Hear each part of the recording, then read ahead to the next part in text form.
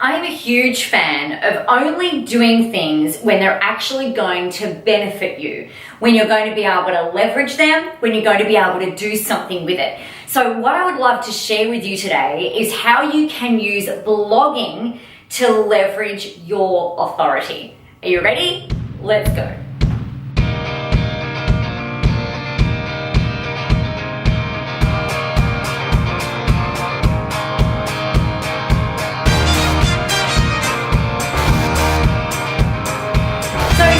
People tell me that they would really love to blog, but they don't know what to say. They don't know how to do it. They don't know how to film. They don't know how to write. They don't know how to get their message across. So let's put all of that stuff aside just for a moment, because I think if we can come at this in a slightly different way, it's really going to help you to be able to see a way that you can very, very easily get your message across, and in a way that conveys confidence, that makes sense, and establishes you as an authority in what it is that you're talking about, which is really what we're here for. Yeah? Excellent. So one of the really first things that you need to know is, what are the really big problems that your people have? The people that you want to help, what is stumping them? What is getting them, what is getting in the way of them being able to achieve whatever it is that they want to achieve? So, for example, if you're a health coach, we know that most people know what they should eat, what they should do, that they should exercise, all the other shoulds that go along in that particular industry and with that niche. So what's the missing thing? I mean, there are a ton of books on how to lose weight, how to stop sugar, eat paleo, be vegetarian, be gluten-free, do X, Y, Z. So two of the really big problems that I see in the health industry, number one, is that there is an overwhelming amount of information and people don't know how to sort the shit from the clay. They don't know how to sort out what it is that is actually going on, what's going to work for them, how to determine if something is even true, right? I mean, there are a million different things. You've got the Biggest Loser coaches, you've got the Sarah Wilson I Quit Sugar books, you've got the Pete Evans, you've got all of the other people, Jenny Craig's, all the shake stuff. There are about, like a godzillion different things. So it's overwhelming, the amount of information that's out there. The second thing, in terms of like a health coaching thing, is that people often struggle because they don't have any accountability. I mean, how many people, hands up if you have joined a gym and not gone? I may or may not have held a gym membership last year for about 6 months and I didn't go. I think I went once. Because it's that kind of thing where you can buy it and you've got no one writing you to make sure that you're going, to hold you accountable, to work you through your self-sabotaging behaviors, right? This is why personal trainers are so important, because you can be there kicking their ass, making sure they show up. If they don't turn up to a class, it's like, hey, dude, you're supposed to be here. You've paid me. Where the hell are you? And why aren't you here? If you're someone like me, I don't like letting somebody else down. So I'm a lot more inclined, if I've got accountability, I will do what I need to do to make sure that I am fulfilling on my commitments. I just don't want to let anybody down. So if you think about the people that you help, what you do, what are the big problems? What are the big things that they really need help with? And that is a really great place to start when it comes to blogging. Okay, so if you're sitting there thinking, like, if one of your big problems is, I don't know what to say, I don't know how to say it, then there's a couple of things that you can look at. What are the big problems that your people are having? What is the big things that are holding them back? All right, cool. The second thing is, what stories can you share, can you tell in order to demonstrate that you know your stuff? What things can you share with them about your own personal experience, or perhaps about the clients that you've worked with?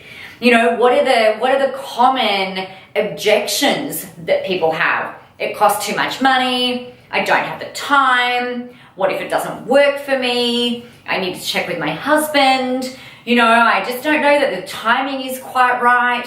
There is like a godzillion different things. I mean, I've used some of those reasons in the past to not buy or to put something off even though I know that I want it. So How can you tell stories around those things that can connect and help move people forward? So that's something else that you can share in your blog.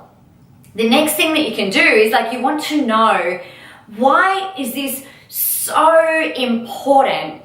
Why is what you do so important in your industry? Why is it so important in the world that you do what you do? One of the big things for me is that I am so passionate about helping business owners become independent. And I just happen to use marketing and authority and branding as a tool and a vehicle to be able to do that.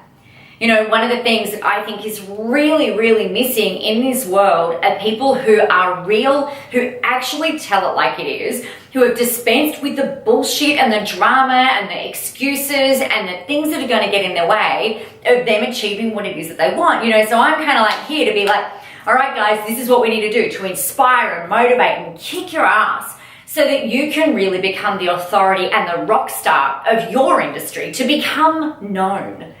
Yeah, so, that's some of the stuff that inspires me, and I know that is a really, really huge thing that is definitely needed. And, the Tony Robbins doesn't necessarily appeal to all people. Brendon Burchard doesn't necessarily appeal to everybody. Marie Forleo doesn't necessarily appeal to everybody. So, if you think about the other industry leaders that are known in your industry, how can you position yourself as being different? And a big way, one of the best ways for you to be able to do that is to share your stories, share your opinions, share your advice with the people who are kind of stuck, who are overwhelmed, who don't know what it is that, they need to know just yet. Another great way that you can actually leverage your blog is by emailing the links out to your list, to your database, sharing it on social media. We're talking about leverage. The beautiful thing here is that I live in the middle of freaking nowhere, literally the middle of nowhere. There is nothing for 5 hours. Other than a couple of tiny little country towns, there's no major cities or anything like that for 5 hours that way and 6, 7 hours that way. And I don't even know. Sydney is 12 hours away. So we're smack bang, middle of nowhere, middle of the kind of desert.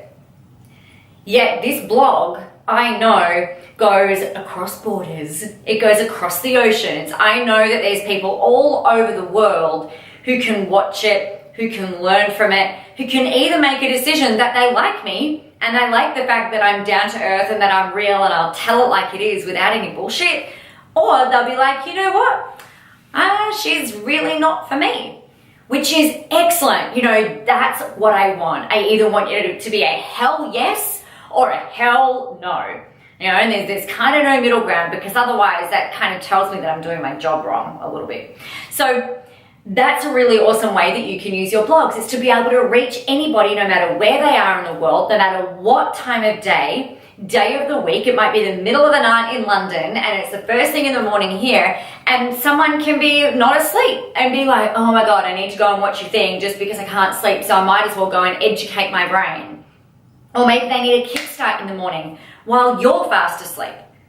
Yeah, so your blog gives you the ability to reach anyone no matter where they are in the world, which is fan-freaking-tastic, I reckon. The other really awesome thing about using your blog for leverage is that it shares your voice. It shares you. So some things that you want to be able to think about when you're talking on your blog, and the things that you should share, because that's usually the next issue that comes up is what the hell do I talk about? Think about some of these different categories. What do you do for fun? And have your people forgotten how to have fun? If they're going through maybe they're going through a marriage breakup and or marriage problems, and you might be a relationship coach or a lawyer, maybe you're a family lawyer. What kinds of things could you share with them in order to inject some fun into their life?